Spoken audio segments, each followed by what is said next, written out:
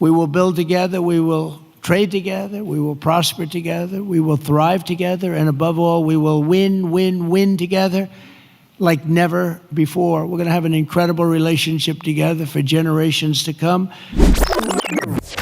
Ladies and gentlemen, the 45th and 47th President of the United States, Donald J. Trump.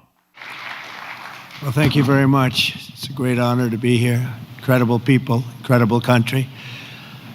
I'm thrilled to be back with so many visionary innovators and titans of industry, the most brilliant in the world, actually. So many different locations, and they come from all over, but this is a very special country that I'm in, and the business leaders here at APEC are really fantastic. So many friends, and I want to thank our host of this important summit, President Lee of South Korea.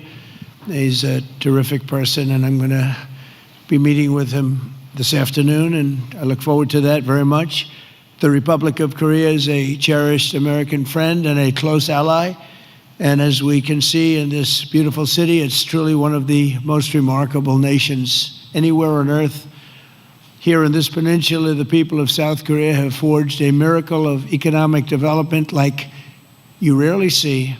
An industrial and technological powerhouse, and above all, a free society and enduring democracy and a thriving civilization. And I want to congratulate you. It's very few places like it. The entire world should be inspired by all that you have achieved, and they study you, and they do so much to understand what you've done, but most of them don't get it. And that's probably good for you. Keep it this way. Most of them don't get it.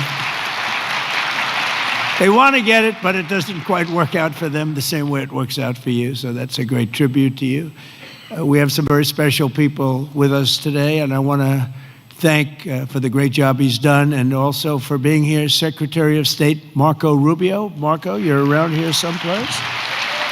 Where's Marco? Marco, thank you. Man who's doing a fantastic job, who understands the markets maybe better than anybody. Our Treasury Secretary Scott Bessent. Scott, thank you very much. And somebody that you're dealing with, who you made a very good deal with, because you have very good negotiators, but he's pretty good too. Howard Lutnick, Secretary of Commerce. Thank you, Howard. U.S. Trade Representative, Ambassador Jameson Greer, is a fantastic person. And your career's Minister of Trade, Industry, and Resources, Mr. Jung Kwon Kim, who's an incredible man, actually. My people say he's very tough, however. We wish we had somebody of a little bit lesser caliber, but they decided not to do that. And so many other distinguished guests are here, so I just want to thank you very much. It's an incredible room. It's a beautiful room, by the way. All those beautiful people up there, so high up. This place is packed. Thank you. Look at it, we're waving. Thank you very much. But as you know, APEC unites Pacific nations around our growing economies and promoting our shared interests. And today I come with exciting news from one of the largest Pacific nations. We'll call ourselves a Pacific nation, but one of the largest of them all, the United States of America. I'm pleased to report to you that this afternoon, after 4 years of weakness, disaster, really decline, America is back, and it's back stronger than ever before. We're doing numbers that nobody's ever seen before. We're the hottest country in the world, actually, and I say that with other countries represented, and they admit it. But I do say it very proudly. 1 year ago, our country was in very, very serious trouble. Some people thought our country was dead. Now we're literally the sort of an inspiration to a lot of other countries. We are indeed, I use the term hottest country, but we're the hottest country anywhere in the world by far. The United States is blessed with right now, the strongest economy, the strongest borders. This all happened over the last 9 months. The strongest military, the strongest friendships, and the strongest spirit of any nation on the face of the earth. This is a golden age. In a short period of time, I knew we could do it. I didn't know we were going to do it this quickly. It's a little bit more than 9 months. So in less than 1 year, we've secured commitments for over $18 trillion of new investments. As an example, the previous administration, in 4 years, they did less than $1 trillion. I think much less, actually, and hurt our country very badly. Who would have known? But we're going to be 18, so I figure that we'll probably be at 20 or 21, maybe even $22 trillion of investments coming into our country by the end of the first year of my second term. And, we had a tremendously successful first term. We had the strongest economy in history for our country, strongest we ever had.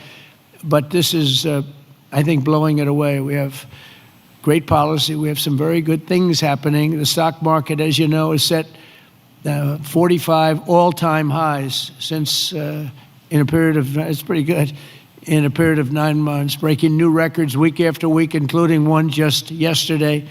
We set the record GDP growth in the second quarter, and that's with all of the things that we're doing. When they are built in a year and 2 years, we're going to go through the roof. I mean, we're going to see numbers that I don't think have ever been seen before. But even during this period of a little bit of a period of transition, you could call it, because I think we're in an economic revolution in America. We went at 3.8%. We're up 3.8% GDP, triple and even quadruple the rate that a lot of people thought we'd be. They thought that during this period that we'd be at a much lower rate. Some people predicted 1.5, and we're going to be very close to 4. The next quarter, we're expected to be at about 4% growth. And after that, I mean, I can't even predict, because when all of these factories that are moving in, the car plants are moving in. Yesterday I was with Mr. Toyota in Japan, and he's just announced he's going to spend, they are going to spend $10 billion, and they're going to build new car plants, and they're going to build them in numerous states, about 6 or 7 different states.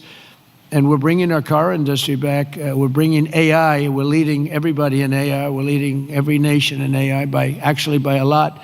In 9 months, we've lifted over 600,000 Americans off food stamps. Wages for workers are rising at the fastest pace in more than 60 years. And meanwhile, energy prices are down. Gasoline prices are down. Grocery prices are down. Mortgage rates are down, despite the fact that we have an incompetent head of the Fed. He's incompetent. I call him Jerome Too Late. He's always too late. Jerome Too Late Powell. But he's out of there in another couple of months. We'll be very happy about that. We'll appoint somebody that we all like, because we should have the lowest interest rates of any country. Because without us, there are no other countries, really. I mean, the whole thing falls apart. You know, America always had the lowest interest rates, and now we don't do that. We're like number 28. It's ridiculous. And we're a much different country than we were 2 years ago, or a year ago even. But you know what the crazy thing is? In the old days, I call it the old days. I'm a little bit older. I'm looking at all these young, brilliant faces. I'm a slight, a couple of years older than you, just a couple of years. But in the old days, when you announced good news, the stock market went up. You announced good news, the stock market would go up. Now, when you announce good news, the stock market goes down, because people say, oh, that's terrible. You're doing well, that's terrible. Interest rates will go up. So they think because of that, interest rates will go up because that. It's inverse to what it should be. We're going to go back to the way it used to be. When we announce good news, the stock markets are going to go up. And that's the way it should be. And we're going to really ride that very hard. And when we announce good news, we're not going to have a Fed that's going to raise interest rates because they're worried about inflation in 3 years from now or something. When we announce good news, we want the stock market to go up, not to go down. And the scourge of inflation we inherited. We inherited the worst inflation ever that we've ever had. I inherited from incompetent people, and now we're down to a very low rate of inflation, 2.7%. And it's going to be a little bit lower than that. It's almost a perfect number. Believe it or not, you don't want to have 0. You want to have like 1% to 2%, and we're very close to that number. But we had inflation the worst in the history of our country. But factories are booming in the USA, and manufacturing productivity is rising 5 times faster than it was just 1 year ago. Think of that. Steel production is way up by 155,000 tons a week. Oil production is through the roof by 500,000 barrels a day. and mining of clean, beautiful coal. I call it clean, beautiful coal is up by 2.6 million tons every single month. And we brought coal back into the picture. What you can do with coal today is incredible. So I call it clean, beautiful. I don't use the word coal, I say, because it's got a little bit of a problem, public relations-wise, the word. So we call it clean, beautiful. My administration's not allowed to use the word coal. They have to say clean, beautiful coal. We've given it a new name. It's a three-name deal. Even semiconductor manufacturing is rapidly returning to the United States. NVIDIA and TSMC have just produced the first state-of-the-art Blackwell chip that was 100% made in the USA. In fact, Jensen, who's an incredible guy, he might be here. I don't even know. Is Jensen here? I think he's around. Somebody said he's here. How is he? Pretty good, right? Got a chip that's like 10 years advanced, but he's great. And they're all, building now. They're building tremendous plants in the United States, Arizona, Texas, all over. We're going to have a big portion of the chip market just in a very short period of time. But these tremendous strides are also creating great jobs for our citizens. 1.9 million more American-born workers are employed today than when I took office 9 months ago. Think of that. Almost 2 million people more American workers. Nobody's ever had numbers like that. And those numbers are going to get much bigger, much better than that when we open these plants that are being built all over, the AI plants. I've never seen plants this big. I built shopping centers. I built a lot of things, but if you spend 250, 300 million, you can build a big shopping center. These people are spending $50 billion to build a building. And I say, what's your product? Information. I said, well, good luck. That's a lot of information you're going to have. But, they're the smartest people in the world are doing it, and they all think it's great. All I can do is make it easy for them. And what I've done, one of the things that I'm most proud of, because I thought of it like every, country, our electricity production, our energy production is not, it's not, nobody ever saw this kind of a revolution with the AI. And what they need more than anything is electricity. So if a country was able to do that, it would be, pretty unusual. It would be very hard, maybe you could say impossible. So I came up with a concept when they build this massive plant, sometimes the size of Manhattan. Think of that. The size of Manhattan, these plants are the biggest. I've never seen anything like it, actually. Nobody has. There's never been anything like it. But I let them build their own electricity generating plants with it. So they're building their own electric. They're sort of becoming an electric producing company in addition to all of the other things that they produce, including information. And what they're able to do is start immediately. We're giving them very fast permits. We're no longer having them wait for 10 years, 12 years, 15 years prior to rejection. They'd go 15 years and then they'd get a vote, a rejection. And by that time, their concepts were old and obsolete anyway. So, it's terrible. And we're getting it done rapidly, literally rapidly. And they're coming up with electric generating plants, the likes of which nobody has seen. The companies are standard companies that do electricity and create power companies. They've never seen anything like it because we have a level of genius, a level of people that are designing things that nobody's ever seen before that produces vast amounts of electricity for their plant. And if they have extra electricity, they sell it back into the grid.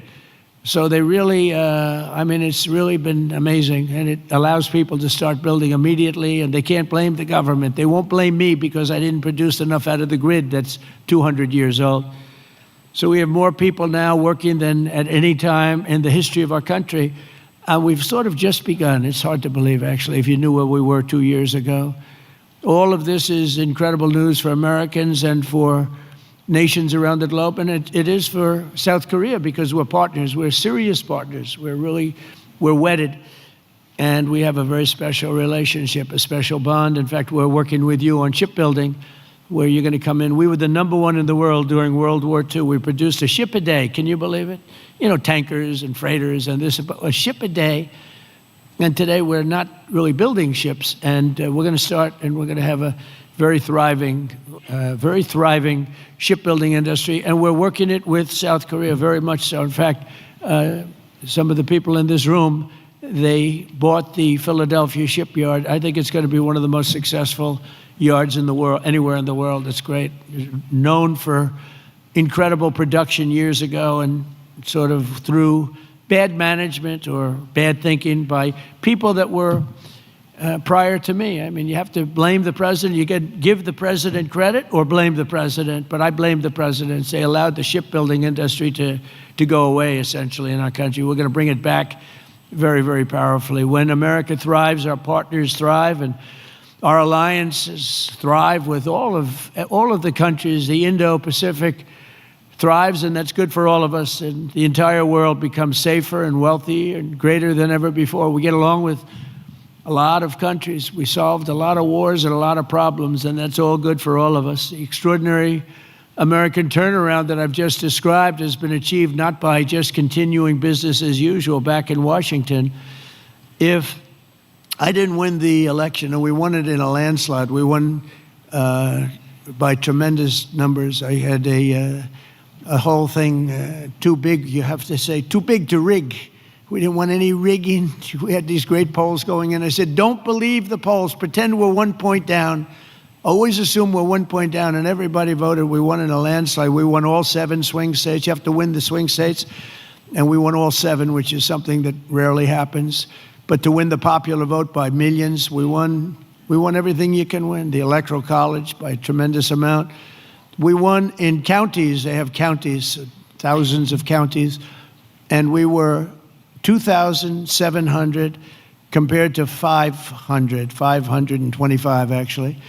So think of that. We were 2,750 compared to 525. And that's why the map shows all red. Red being Republican, not something else. Red being Republican. Only a few people understand that one. My administration has rejected the old model of incompetent government that punished success and rewarded failure and made building anything almost impossible. When you come into our country, and many of you are doing that, but when you come into America, you're going to get service like you've never seen before. Quick permits, and we want safety, we want great environmental, we want everything good, but it's going to go quickly. We're rewarding those who build and create and hire and invest in the USA, and we're making America the best place on earth to do business, and that's what it's become very quickly. We have some wonderful people. Lee Zeldin at Environmental, he's incredible. He gets the right result quickly, and he makes sure that people do the right thing. But we will have the best tax rates, the lowest energy costs. We have the lowest energy. We have tremendous amounts of energy, more than anybody else. We have the most oil and gas and coal, more than any other nation on earth. So that's a big advantage that we have over others. We have the lowest regulatory burden.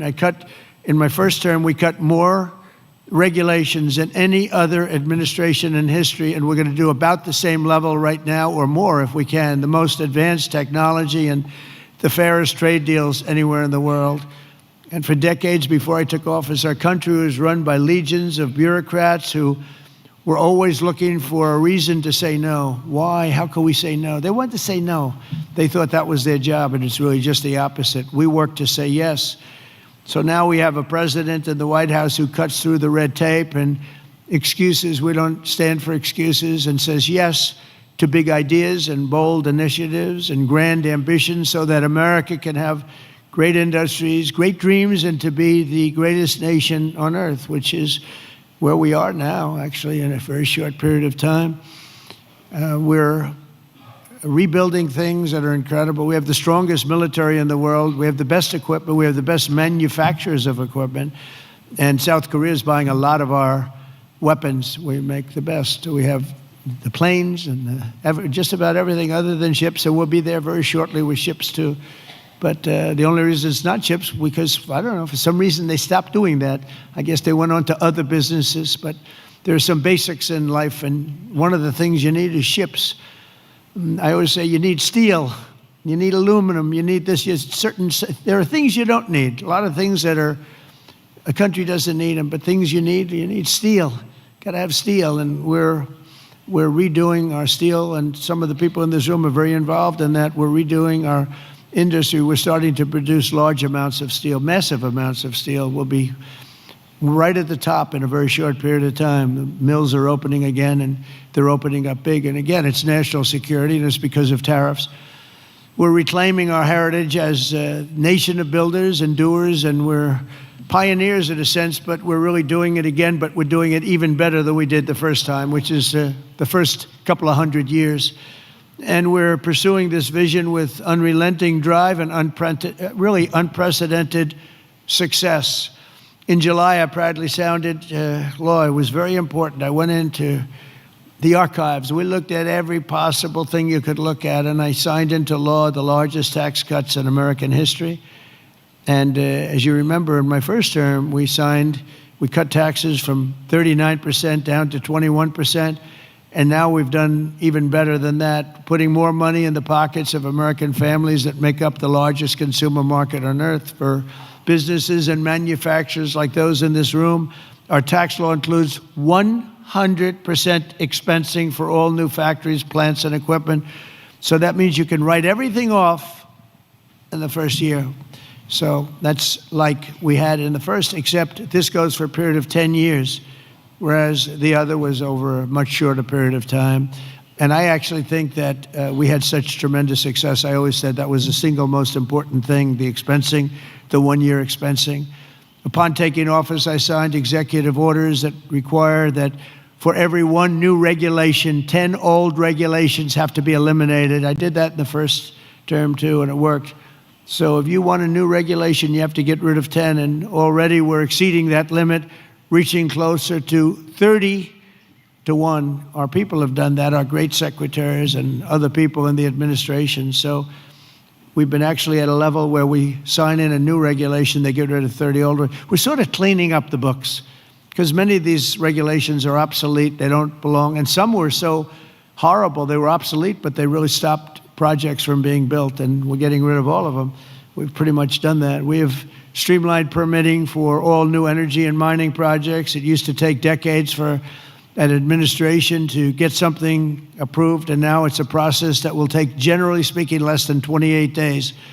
In addition, across government, we're guaranteeing a rapid and expedited regulatory review for all new projects in the United States, and that's worth billions and billions of dollars to industry. You spent more money on trying to get something approved than you do in building the plant itself. You know, in Louisiana, my first term, there were 2 plants, and one was financed by a tremendous group of Japanese investors, and it was about $16 billion, LNG plants. Another one was financed by people from South Korea and others.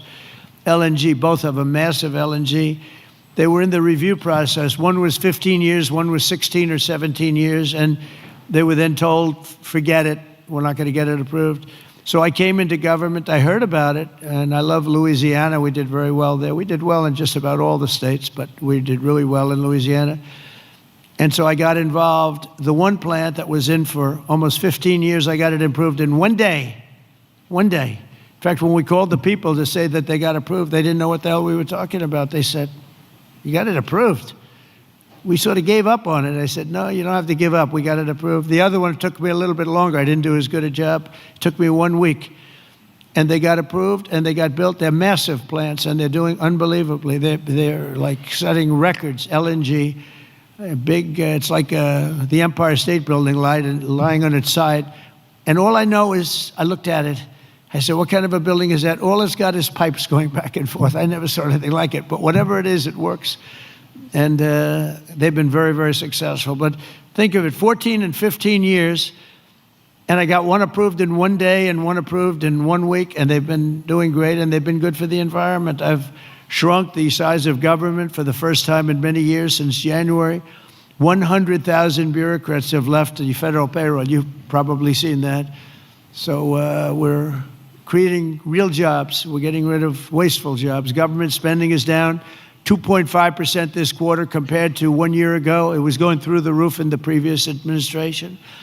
And in stark contrast to 4 years ago. I mean, if you look, 100% of all new jobs created in America under my administration have been created by the private sector. Think of that. The government created no new jobs. The private sector created the record number of jobs that we're talking about. That's a country. That's really a success. It's easy to create government jobs. I could say, add a lot of people to your payrolls. I can fake up the numbers if I want, but that's not the way you build a great country. You don't do that here, and that's not the way. But it's a good way to show good numbers, I'll tell you. You just tell everybody, hire a lot of people. That's what they used to do under the Biden administration, under Barack Hussein Obama. They'd say, hire a lot of people so we can make our numbers look good. I do the opposite. And we have real numbers. These are real numbers. There's truly no better time to invest in the USA. The results speak for themselves. Since the election, TSMC has pledged to invest $100 billion in the United States. So they're coming in from Taiwan. We have tremendous numbers of companies coming from Taiwan and building in the U.S. Apple, $600 billion investment. Hyundai, $26 billion. Micron, $200 billion. SoftBank, OpenAI, and Oracle, over $500 billion. Amazon, $35 billion. Pfizer, $70 billion. JERA, $200 billion. Google, $25 billion. NVIDIA, $500 billion. Genentech, $50 billion. Johnson & Johnson, $57. We're bringing back all of our pharmaceutical business. IBM, $150 billion. AstraZeneca, $50 billion, among many others, many others, too many to talk about. But one of the most significant factors in this remarkable surge of new investment has been my transformation of trade policy. 8 years ago, I came to this very summit. I was here. Does anybody remember? I don't know. I remember. Does anybody remember what I said? Yeah, there's a few hands up there. It must have been a great speech. 3 people. It's not too many people. But there's no reason to, because you saw whatever I said, I did. And for the first time, I laid out the principle that economic security is national security. Economic security, that's for South Korea, that's for any country. But economic security is, in fact, national security. I made the case that the global trading system was broken and in urgent need of reform, had to be fixed. The system had been exploited by countries that broke the rules at the expense of countries that followed the rules to a T, and asked the nations of APEC to be our partners in making the system fair and more sustainable for all of us, and we all work together, the APEC nations. 8 years later, as I'm back here in Asia, and I'm pleased to say that the positive vision for revolutionary reform I laid out, it seems like a long time ago, is now a reality. What really seems amazing is that we did all these things. We stopped a lot of wars. We did so many different things, made our country strong. Thank you. Thank you. And the campaign seemed like so long ago, and I was reading something today in one of the journals, and they said, can you believe it? 1 year ago, I was campaigning to win. Think of that. It was about a week. In a week, it'll be November 5th. And November 5th was the election. I said, can you imagine that? Here I am, president. We've done so many different things economically, militarily, peace-wise, peace through strength. And yet, 1 year ago, it's not long ago, I was campaigning. We didn't win. We were campaigning, and then we had the election, and we had a great election. And the spirit in our country is like incredible if you compare that. We lost a lot of spirit in our country. Our country is depressed. They were very depressed, and they had a right to be. But around the world, we're signing one trade deal after another to balance our relationships on the basis of reciprocity. Very important word. On this trip alone, I've signed groundbreaking agreements with Malaysia, Cambodia, Japan. And our deal with the Republic of Korea will be finalized very soon, like moments or very shortly thereafter. These agreements will be incredible victories for all of us, because everyone is better off when we have stable partnerships, not plagued by chronic problems and imbalances. Probably you know that President Xi of China is coming tomorrow here, and we're going to be, I hope, making a deal. I think we're going to have a deal. I think it'll be a good deal for both. And that's really a great result. That's better than fighting and going through all sorts of problems and, no reason for it. I think it's going to be a great deal for both, so I'll be meeting him tomorrow. A lot of people are interested. They're also interested in what we're doing, but they're interested in that. I can tell you a lot. The world is watching. And I think we'll have something that's very exciting for everybody. And that's also good for South Korea. It's good for all nations. We're ending gaping trade deficits, unfair trade barriers to market access, insecure supply chains, weak, pathetic supply chains, and much, much more. We had such bad supply chains under the last administration. It was embarrassing. And we're entering a new era of trade that truly works for both sides. Got to work for everybody. You know, deals have to be good for everybody. I've heard that all the time, and I never really believed it, I'll be honest. I said, if you make a great deal. The best deals are deals that work for everybody, especially when you're talking about nations. You know, when you're talking about nations, it really is a little bit different than you're doing a business deal and you want to just rip their hearts out, right? These guys know what I mean. They've ripped out so many hearts. But when you have nations, it's a little bit different, you know? You gotta all balance out a little bit. When I announced reciprocal tariffs last April, some people thought it was wonderful and others really weren't so sure. They weren't sure. They didn't understand tariffs because tariffs were used against us. We didn't use tariffs stupidly. And we do now. National security. This week we proved once and for all that there were no critics left. The only critics are people that took advantage of us for many years, and now they're not able to do that. The deals we're signing with our friends and partners are making our alliances closer and stronger than ever before, and they respect us because it was so foolish. The people that ran our country were so foolish. With these agreements, our nations will extend our vital security alliances into the realm of economic security for the first time ever. We're forging new partnerships on strategically important industries like shipbuilding, energy, semiconductors, critical minerals, and, very important pharmaceuticals. We learned that during COVID. We had to rely on other countries to give us pharmaceuticals. You can't do that. Certain industries you want to have there. You want to have your medicines made ideally in your own country. Many of our agreements also include deepening collaboration of industries of the future, such as nuclear, quantum, artificial intelligence, where America is number one by a lot. Actually, we're really number one by a lot. We're number one in military consequence. We're number one in military in the quality of the weapons.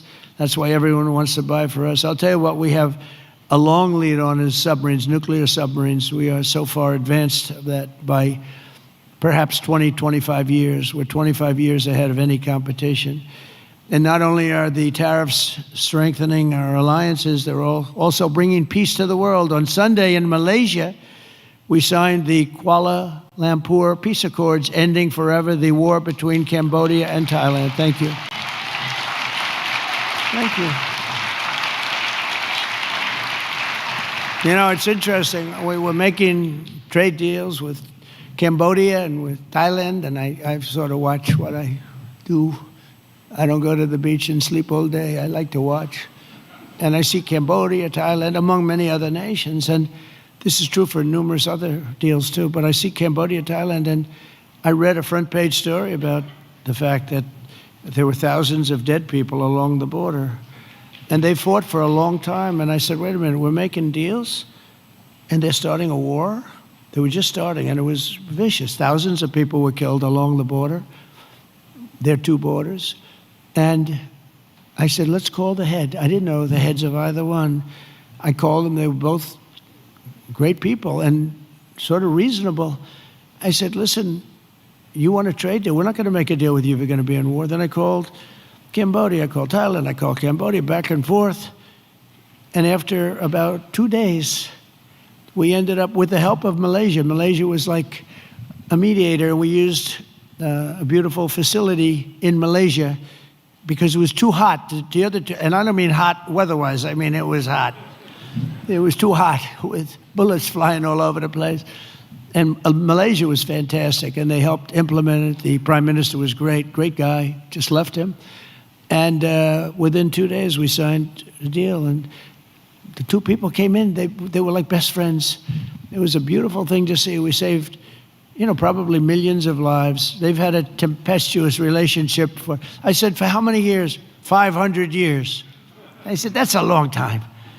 That's a long time. But we think this is going to be, hopefully, I use the word everlasting. Same thing in the Middle East. We hope it's going to be everlasting peace. They've never had peace. They've 3,000 years, and we signed in the Middle East. But I've ended 8 wars in 8 months, and in many instances, trade has played a big part in getting those wars ended. On top of it all, tariffs now projected to reduce our deficit by $4 trillion over the next 10 years, and I think actually much more than that. That's national security, because you can't have deficits and you can't have debt all over the place. And it stops inflation and strengthening the dollar and ultimately balancing our federal budget, which I think we're going to do very quickly, only because of our policy of fair tariffs. And for any company that does not wish to pay the tariff, I say, you could build your factory in America. If you build your factory in America, there are zero tariffs. But, again, going back to the wars, it's so important. If you look at India and Pakistan, so I'm doing a trade deal with India, and I have great respect and love. As you know, for Prime Minister Modi, we have a great relationship. Likewise, the Prime Minister of Pakistan is a great guy, and the Field Marshal, they have a Field Marshal. You know why he's a Field Marshal? He's a great fighter. He really is. He's a great guy, too. And so I know them all. And I'm reading that 7 planes were shot down. They're going at it, and they're really starting to go. And it's a big thing. These are 2 nuclear nations, and they're really going at it.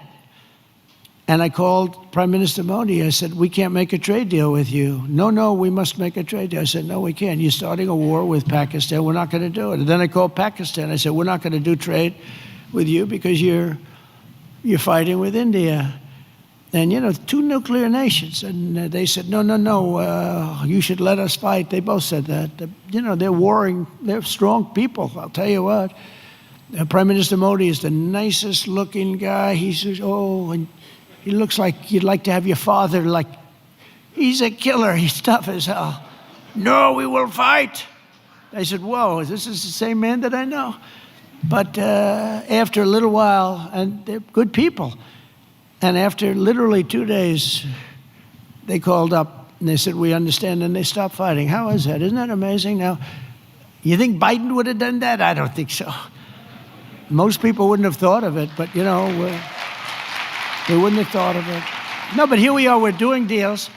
So you add an extra sentence, and you say you have to stop shooting at each other. 7 planes were shot down. You have to stop the war. And they stopped the war. And if it weren't for the tariffs, I said I was going to put 250% tariffs on each country, which means that you'll never do business. In other words, there's nothing you can sell for 250%. That means that's a nice way of saying we don't want to do business with you. You don't have to say that, because that's a nasty, we don't want to do business. No. You say we're going to put 250% tariffs if you don't stop the war. And they understood that, and within 48 hours, we had no war, no people killed. I mean, it's makes me feel so good. It's we saved millions and millions of lives with all of them. Azerbaijan. If you look at just take a look at that one. That was going on for, I think, 38 years, right? And President Putin called me. He said, "It's amazing. It's amazing. We couldn't get that war stopped.